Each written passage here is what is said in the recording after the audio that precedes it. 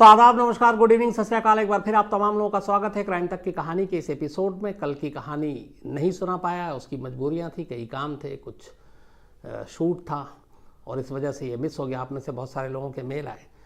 सबसे अच्छा एक मेल आया जिसका मैं इसलिए कह रहा हूँ कि वो सीधे दिल पे लगी। उनकी मेहनत और वो सारी चीज़ों को देखते हुए दिल्ली पुलिस के एक में काम करते हैं, उनका मेल पढ़ा मैंने कि डेली वो अपनी सख्त ड्यूटी के बाद घर लौटते हैं, थके होते हैं और कहानी सुनते हैं तो उन्हें नींद आ जाती है और वो आराम से सो जाते हैं। 2 दिन से दिल्ली में सारे वाइन शॉप खुल गए हैं, शराब की दुकानें खुली हैं, तो उनकी ड्यूटी वहीं लगा दी गई है, लोगों को हैंडल करना, उनको सोशल डिस्टेंसिंग मेंटेन करने के लिए। तो उनका कहना था 2 दिन से काफ़ी भीड़ थी और काफ़ी थक गए थे, और कल जब वो घर पहुँचे और रात को कहानी सुनने की कोशिश की तो कहानी ही नहीं थी और बड़ी मुश्किल हुई। तो मैंने कहा कि कल थोड़ा काम था, इस वजह से कहानी नहीं हो पाई। आप और भी बहुत सारे लोगों के इस तरह के मेल आए, तो हमेशा की तरह उसके लिए आप लोगों से माफ़ी, क्योंकि जब ज़रूरी बहुत होता है तभी मैं गायब रहता हूँ या भागता हूँ, वरना हमेशा आपके साथ हाजिर रहता हूँ। तो कल के लिए माफ़ी, लेकिन आज की कहानी की तरफ बढ़ते हैं। और आज की कहानी के बाद आखिर में बहुत सारे लोगों को बड़ी खुशी भी हुई क्राइम तक की फैमिली की लिस्ट देखकर कि बहुत सारे लोगों के बर्थडे, बहुत सारे लोगों की मैरिज एनिवर्सरी है आज और कल, और उन सब ने बड़े लंबे लंबे बहुत दिनों से मेल लिखा, तो सबको नोट करके भी लाया हूँ। और कुछ और लोग हैं जिन्होंने कुछ फरमाइश की, उनके भी आज नाम बड़े ज़माने के बाद लिख कर लाया हूँ। तो ये कहानी के आखिर में आज की कहानी शुरू करते हैं। एक कत्ल जब भी कोई होता है या क्राइम होता है तो हमेशा ये इंसान कोशिश करता है कि ऐसी जगह पे वो गुनाह करे, जुर्म करे, जहाँ लोगों की नज़रें ना पड़ें, जहाँ पे पकड़े जाने का कोई ख़तरा ना हो और जहाँ से बचना आसान हो। ये कहानी आज की ऐसी है कि जो एक स्टेट या एक शहर की सबसे महफूज जगह, सबसे सुरक्षित ठिकाना, उस सुरक्षित ठिकाने के अंदर एक कत्ल, न सिर्फ कत्ल बल्कि बाद में पता चलता है रेप भी, और 15 साल तक इस गुनाह को छुपा कर रखा जाता है। कोई सोच भी नहीं सकता कि ऐसी जगह पे कोई कत्ल हो सकता है, कोई रेप हो सकता है, लेकिन हुआ क्योंकि लाश वहीं से मिली। किसी भी स्टेट की अगर हम बात करें तो सबसे जो मजबूत जगह है, सबसे सुरक्षित जगह होती है, उस स्टेट के चीफ मिनिस्टर का घर होता है, ऑफिशियल रेजिडेंस जो होता है, क्योंकि जाहिर सी बात है वहाँ पे सारी सुरक्षा होती है, चौकसी होती है। अब सीएम हाउस से ही अगर कोई लाश निकल आए और वो भी 15 साल के बाद, और 15 साल तक उस लाश वो जो है वो एक राज ही बनी रहे, तो सोच के ही अजीब लगता है। लेकिन ये कहानी वही है। बात त्रिपुरा की है। त्रिपुरा के बारे में हम सब जानते हैं, बहुत बड़ा नहीं स्टेट है, लेकिन त्रिपुरा हमेशा से, और वहाँ पे ज़्यादातर लेफ्ट पार्टी की सरकार रही। अभी लास्ट इलेक्शन जो हुआ उसमें बीजेपी की वहाँ पे सरकार बनी, पहली बार बीजेपी वहाँ पे आई है। तो ये कहानी तब की है जब त्रिपुरा में लेफ्ट की सरकार थी, बल्कि लेफ्ट की पूरी तरह से सरकार नहीं थी, एक मिलीजुली सरकार थी। त्रिपुरा लेफ्ट फ्रंट और त्रिपुरा उपजाति युवा समिति, इन दोनों के गठबंधन से सरकार बनी हुई थी। और उस वक्त जो मुख्यमंत्री थे वो थे मणिक सरकार काफ़ी नाम मणिक सरकार का। तो ये त्रिपुरा के मुख्यमंत्री थे। त्रिपुरा की राजधानी अगरतला, हम सभी को पता है, अगरतला में ही मुख्यमंत्री निवास यानी कि चीफ मिनिस्टर का रेजिडेंस। लेकिन उस वक्त जब मणिक सरकार मुख्यमंत्री बने तो उनका अपना भी अगरतला में एक अच्छा खासा घर था। तो उन्होंने कहा कि मैं मुख्यमंत्री निवास में अभी नहीं रहूँगा, अभी अपने घर में ही रहूँगा। और तब मुख्यमंत्री निवास को इस्तेमाल करने के लिए जो उन्होंने दे दिया सौरभजीत दत्ता को। सौरभजीत दत्ता उस वक्त पीडब्ल्यूडी मिनिस्टर थे। पीडब्ल्यूडी का भी पोर्टफोलियो काफ़ी बड़ा होता है। तो मुख्यमंत्री निवास यानी कि सीएम रेजिडेंस में उस वक्त सौरभजीत दत्ता को उन्होंने दिया। जब ये कहानी जब की है तो अगरतला में ये सीएम रेजिडेंस 2 हिस्सों में है। उसी के अंदर उनके अपने जो सुरक्षा गार्ड हैं और बाकी स्टाफ हैं सीएम हाउस के, उनका भी घर है, और सीएम का अपना पूरा घर है, बड़ा सा घर है, उसमें छोटा मोटा ऑफिस, वो सारी चीज़ें भी हैं। इसी सीएम ऑफिस के स्टाफ क्वार्टर में कुछ लोगों को शिकायत होती है एक दिन कि उनके यहाँ जो पानी है सेप्टिक टैंक से, ख़ासतौर पे टॉयलेट में, वो नहीं आ रहा है। तो पहले खुद ही लोगों ने चेक करने की कोशिश की लेकिन कामयाब नहीं हुए। तो उन्हें लगा कि कुछ गड़बड़ है, तो फिर उन्होंने कंप्लेन की। तो फिर जो मज़दूर हैं वो पहुंचे सीएम रेजिडेंस के अंदर, और उन्होंने उस टॉयलेट में पानी क्यों नहीं आ रहा है इसको जानने के लिए अलग अलग चीज़ों को चेक करना शुरू किया। और चेक करते करते अचानक वो एक सेप्टिक टैंक तक पहुंचते हैं। सेप्टिक टैंक को जब खोला जाता है तो मज़दूर देखकर दंग रह जाते हैं। उस सेप्टिक टैंक पे एक इंसानी खोपड़ी और 9 अलग अलग हड्डियाँ, जिस्म की अलग अलग हिस्सों की, वो पानी में सेप्टिक टैंक के अंदर। मज़दूरों की चीखें निकल जाती हैं। इसके बाद बात जो है वो फैलती है बहुत तेज़ी से कि मुख्यमंत्री के घर के अंदर सेप्टिक टैंक में एक इंसानी खोपड़ी मिली है, 9 हड्डियाँ मिली हैं, अस्थि पंजर, मतलब कुल मिलाकर वो सारी चीज़ें जोड़ लें तो पूरी एक इंसानी लाश बनकर तैयार हो जाती है। तो कोई भी ऐसा हिस्सा और हिस्से का एक हड्डी गायब नहीं थी, वो सब सेप्टिक टैंक में थी। सेप्टिक टैंक चूँकि गंदा हो चुका था और पानी भी उसका अजीब था और नीचे काई जमी हुई थी, तो वो जो हड्डी और खोपड़ी थी वो बिल्कुल काले रंग की थी।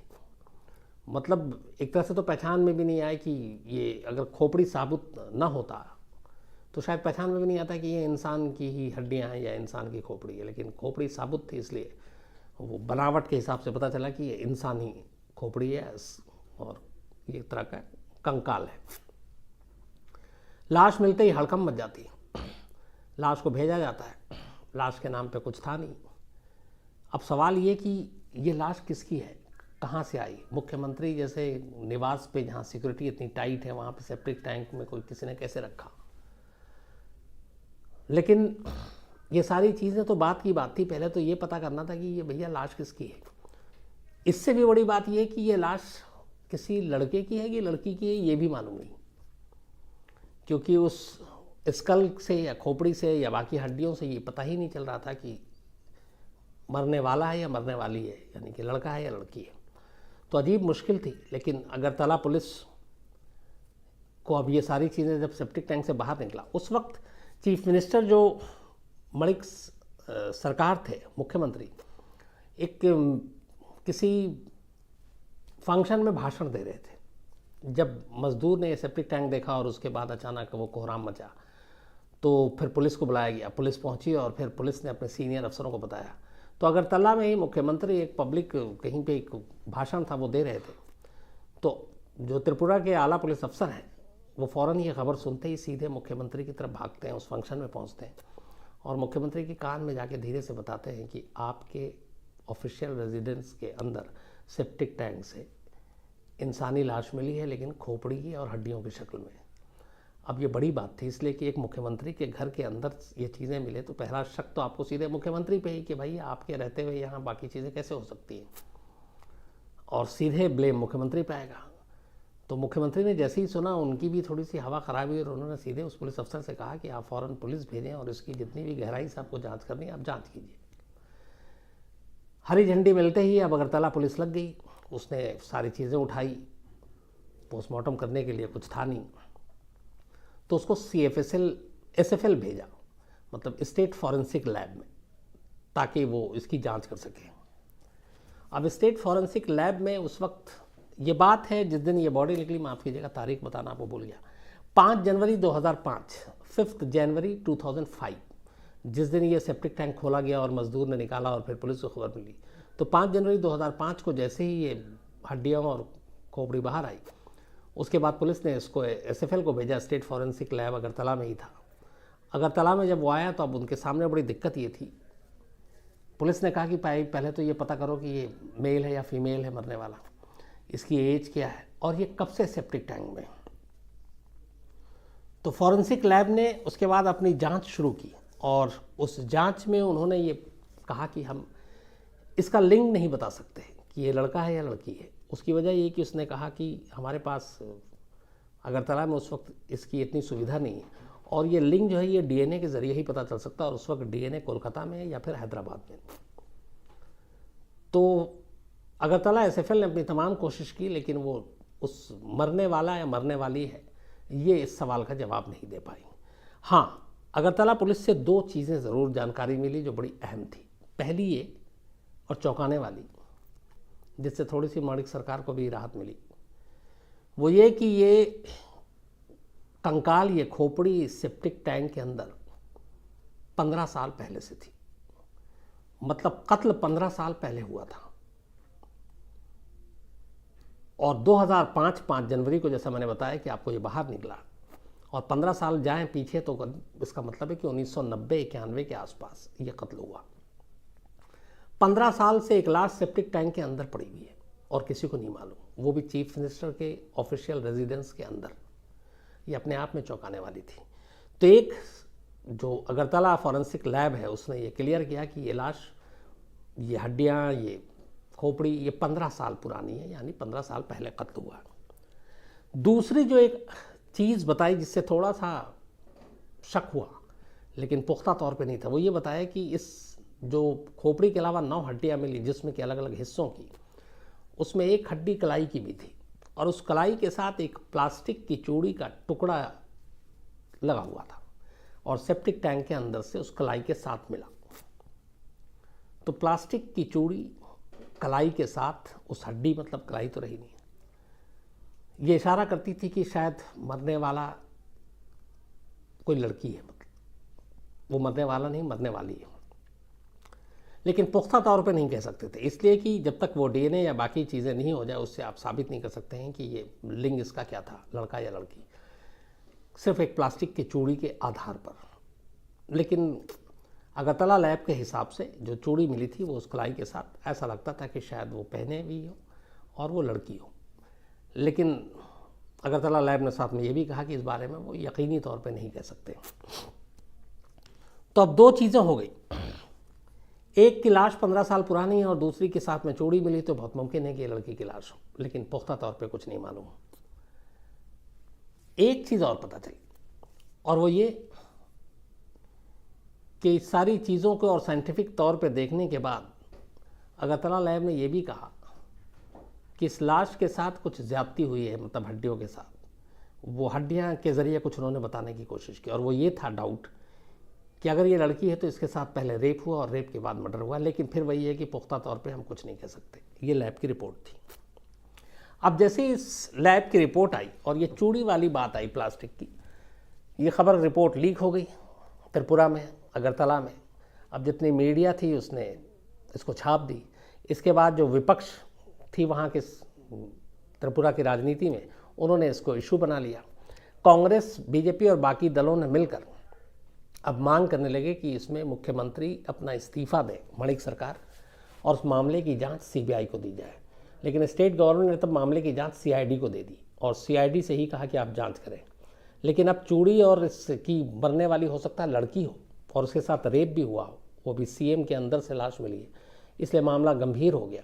तो अब विपक्ष भी सड़कों पर आ गया, धरना प्रदर्शन, यहाँ तक कि वहाँ त्रिपुरा विधानसभा में ये मामला गूंजने लगा और एक ही मांग थी कि सीएम इस्तीफा दें और मामले की जांच सीबीआई को की जाए ताकि सच सामने आ सके। इस लैब की रिपोर्ट के बाद मामला इतना तूल पकड़ा, इस्तीफे तक बात आई, विधानसभा चलने नहीं दिया जा रहा था, सड़कों पर धरना प्रदर्शन, कि आखिरकार मुख्यमंत्री माणिक सरकार को झुकना पड़ा और उन्होंने इस मामले की जांच सीबीआई को रेफर कर दी और कहा कि सीबीआई इस मामले की जांच करे। अब ये मामला सीबीआई के पास पहुंच जाता है। सीबीआई के पास कुल मिलाकर चुनिंदा चीज़ें थी। एक खोपड़ी जिसका कोई चेहरा नहीं, 9 हड्डियाँ और स्टेट फॉरेंसिक लैब की एक रिपोर्ट कि लाश 15 साल पुरानी है और एक प्लास्टिक की चूड़ी मिली है। इसके अलावा ना मरने वाली या मरने वाला का कोई पहचान, ना कोई अता पता और कुछ नहीं है और कोई ऐसी चीज़ नहीं है। और अगर ये 15 साल पुरानी है तो और भी मुश्किल काम है। सीबीआई ने लेकिन कहा कि हम अपनी जांच करेंगे, शुरू तो एक जगह से करेंगे और वो ये है कि जिस जगह पे ये सेप्टिक टैंक था उसके पास जो घर थे वो उन लोग ज़्यादातर वहाँ पे रहते थे जो सीएम की सिक्योरिटी में लगे रहते हैं। तो जब उनकी ड्यूटी ऑफ होती थी तो वो उस घर में जाकर रहते थे और वो टॉयलेट और वो आसपास की चीज़ वही यूज़ करते थे।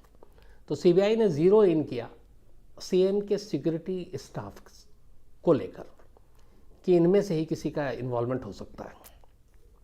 बट अब सवाल ये था कि ये मामला 2005 का है, रिपोर्ट कह रही है कि लाश 15 साल पुरानी है, तो 90 से लेके या फिर 85-86 से भी लेकर, क्योंकि थोड़ा बहुत ऊपर नीचे भी हो सकता है लाश की उम्र को लेकर, इतने लंबे पीरियड में कौन कौन ड्यूटी पे रहा, कौन कौन सीएम के साथ रहा, नहीं रहा, इन सब की लिस्ट निकालना, फिर उनसे पूछताछ करना एक लंबी कवायद थी।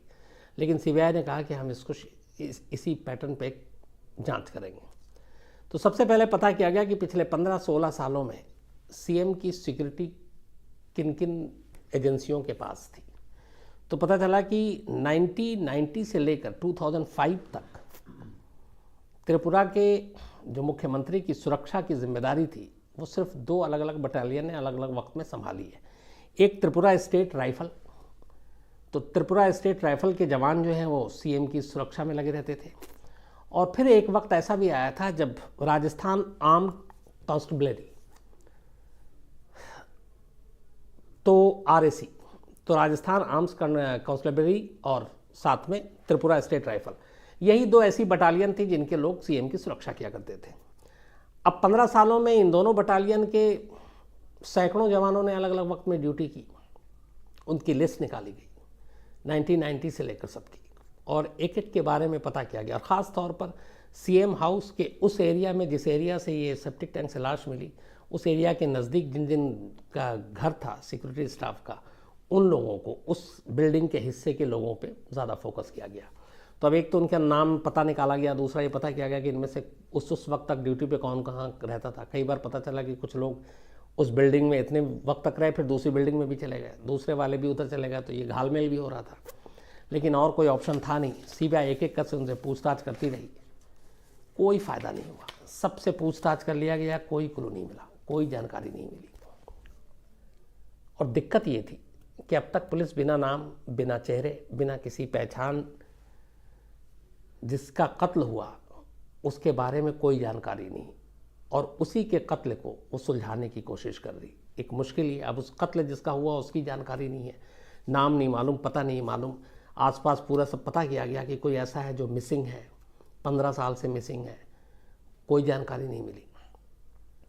तब सीबीआई ने कहा कि ये पूछताछ में तो कुछ मिला नहीं है, चलो कम से कम इस जो हड्डियां मिली हैं और एक सिर्फ स्कल मिला, उसके ज़रिए मरने वाले के बारे में जानकारी हासिल की जाए। तो जो अगरतला लैब, फॉरेंसिक लैब था, उसने तो हाथ खड़े कर लिए। उन्होंने कहा कि हम एक खोपड़ी के बिना पे इसका चेहरा और इसकी पहचान नहीं दे सकते। फिर पता किया गया तो पता चला कि चंडीगढ़ फॉरेंसिक लैब में ऐसी चीज़ें हैं जिनके ज़रिए आप सिर्फ एक खोपड़ी को दे दें तो वो उस खोपड़ी को, उसका चेहरा लौटा सकती है। बट उसके लिए कुछ चीज़ें होती हैं, कुछ बनावट, जबड़े की बनावट, दांत, बाकी चीज़ें। तो खोपड़ी का वो हिस्सा सलामत था और ये अच्छी चीज़ थी। सीबीआई की टीम उस खोपड़ी को चंडीगढ़ फॉरेंसिक लैब भेजती है। चंडीगढ़ फॉरेंसिक लैब में जाने के बाद वहाँ के एक्सपर्ट साइंटिस्ट जो है वो उस पर काम करते हैं काफ़ी वक्त तक। वो उस खोपड़ी के साइज़ के हिसाब से, उस खोपड़ी के जबड़े के हिसाब से, दांत के बनावट के हिसाब से एक आइडिया लगाते हैं कि अगर इसके ऊपर मांस का लोथड़ा होता और इसका चेहरा होता तो ये कैसा दिखता, ये कैसे दिखती। तो उन्होंने उन सारी चीज़ों को और हड्डियों को जब उस पर अपना काम शुरू की जांच, तो चंडीगढ़ फॉरेंसिक लैब ने एक चीज़ बता दी, उनके पास ये टेक्नोलॉजी थी। जो पहली रिपोर्ट दी उन्होंने वो ये कि ये जिसका भी ये कंकाल है वो लड़का नहीं बल्कि लड़की है। दूसरी चीज़ उन्होंने एज भी बता दी। उन्होंने कहा कि मरने वाले जो लड़की है उसकी उम्र 15 से 17 साल के बीच है। हड्डियों के बनावट और बाकी चीज़ों से एज को पता किया जा सकता है। ये साइंस में है और फॉरेंसिक साइंस में ख़ास तौर पर। अब तो खैर ये नॉर्मल चीज़ें हैं कि मरने वाले का एज, कब मरा, एग्जैक्ट टाइम तक, 1 घंटा आगे पीछे हो सकता है, सारी चीज़ें पता चल जाती हैं। तो चंडीगढ़ फॉरेंसिक लैब ने ये खुलासा किया कि जो सेप्टिक टैंक से चीफ मिनिस्टर के घर से जो कंकाल मिला, जो खोपड़ी मिली, जो हड्डियाँ मिली, वो असल में एक लड़की की है। तो अब इसके बाद जो अगरतला लैब की वो थी कि साथ में एक प्लास्टिक की चूड़ी मिली थी, उसने इस चीज़ को पुख्ता कर दिया और ये अब तय हो गया कि ये लाश लड़की की है।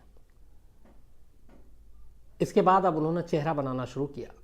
तमाम कोशिश के बावजूद कि इसके चेहरे की बनावट, इसके दांत, इसका स्कल, इसकी आँखों के ऊपर का हिस्सा, इन सारी चीज़ों के हिसाब से पहले उन्होंने प्लास्टिक के ज़रिए, फिर रबर के ज़रिए, फिर बाकी जो उनका अपना तरीका होता है वो एक एक कर पॉइंट करते करते और उसको एक चेहरा दिया। जो काली खोपड़ी और काली हड्डियाँ मिली थी सेप्टिक टैंक से, जब उसका चेहरा सामने आया तो खुद सीबीआई और फॉरेंसिक साइंस के लोग भी दंग रह गए। वो एक खूबसूरत लड़की की तस्वीर या कहें कि एक चेहरा के तौर पर सामने आया। अब चेहरा सामने था और सीबीआई ने कहा था कि 90%, सीबीआई को ये कहा गया फॉरेंसिक लैब के ज़रिए चंडीगढ़, कि जो उन्होंने चेहरा बनाया 5-10% ऊपर नीचे हो सकता थोड़ा सा नए नक्श में, लेकिन 90% ये है कि चेहरा मेरा उस लड़की का हूबहू मिलता जुलता है। अब सीबीआई के सामने पहली बार एक चेहरा था पूरा खोपड़ी की जगह पे। अब उस चेहरे के ज़रिए उसका नाम और पता ढूंढना था। लगा कि अब केस सुलझ जाएगा। इसके बाद सीबीआई उस चेहरे के साथ पहुंचती है त्रिपुरा। इधर उधर कोशिश की जाती है, उस चेहरे को दिखाया जाता है, महीने बीत जाते हैं, लेकिन न वो चेहरे के बारे में कोई सुराग दे पाता है, न उस चेहरे का कोई नाम पता ठिकाना बता पाता है। धीरे धीरे वक्त बीतता है। एक चेहरा सामने होने के बावजूद भी, जिसको फॉरेंसिक ने इतनी मेहनत से तैयार किया था, बेकार जाता है। महीने दिन, महीने साल बीतते जाते हैं। धीरे धीरे सीबीआई भी इस केस को छोड़ देती है। आज 2020 हो गया है, 15 साल पहले का यह वाक़या है। सीबीआई की डायरी में, सीबीआई के लिस्ट में इस देश में जितने कुछ अनसुलझे केसेस हैं, उसमें से एक केस ये भी है जो आज भी अनसुलझा हुआ है। सब कुछ सामने आने के बाद भी, एक चेहरा सामने आने के बाद भी मरने वाली का आज तक सुराग नहीं मिला।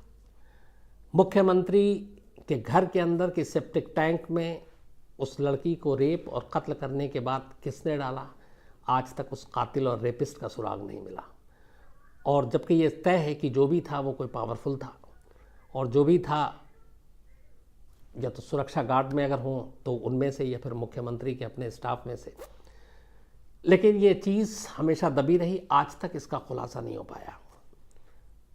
करीब 2 साल पहले 2005 का ये मामला था, मतलब 13 साल तक ये केस यूं ही पड़ा रहा। 2 साल पहले ये केस एक बार फिर जिंदा हुआ 2018 में, जब त्रिपुरा में चुनाव हुआ और पहली बार वहाँ पे लेफ्ट पार्टी हारी और बीजेपी बहुमत में आई और सरकार बनी। जब बीजेपी ने वहाँ पे शपथ ले लिया, मुख्यमंत्री उनके बन गए, तो बीजेपी के एक नेता ने ट्वीट किया और बाकी जगहों पे उनका बयान और सब कुछ छपा। और तब ये केस कैसे जिंदा हुआ, उन्होंने ये कहा कि बीजेपी के जितने भी मंत्री और इवन मुख्यमंत्री शपथ लेने के बाद जो सरकारी बंगले में जा रहे हैं रहने के लिए, सीएम हाउस में अगरतला में रहने जा रहे हैं और बाकी मंत्री अपने अपने, तो वहाँ जाने से पहले सारे मंत्री और मुख्यमंत्री अपने अपने उस बंगले और कोठी की ऑफिशियल सेप्टिक टैंक को ज़रूर चेक करा लें।